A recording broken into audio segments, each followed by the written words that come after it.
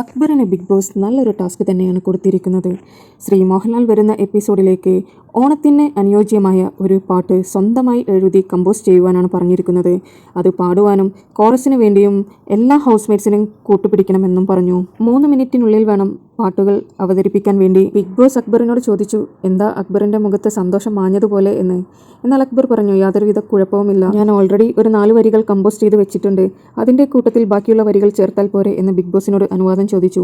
Big boss പറഞ്ഞു, cinema പാട്ടുകൾ ഒഴികെ നിങ്ങൾക്ക് നിങ്ങളുടേതായ പാട്ടുകൾ പാടാമെന്ന് പറഞ്ഞു.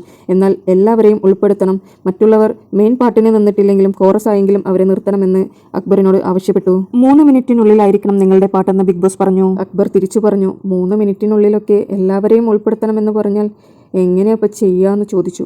ബിഗ് ബോസ് പറഞ്ഞു, 3 മിനിറ്റ് എന്ന് പറഞ്ഞാൽ കുറച്ച് അങ്ങോട്ടും ഇങ്ങോട്ടുമെല്ലാം നമുക്ക് അഡ്ജസ്റ്റ് ചെയ്യാം അക്ബർ എന്ന് പറഞ്ഞു. അക്ബറിന് സഹായിയായി ഉണ്ടായിരുന്നത് നെവിൻ ആയിരുന്നു.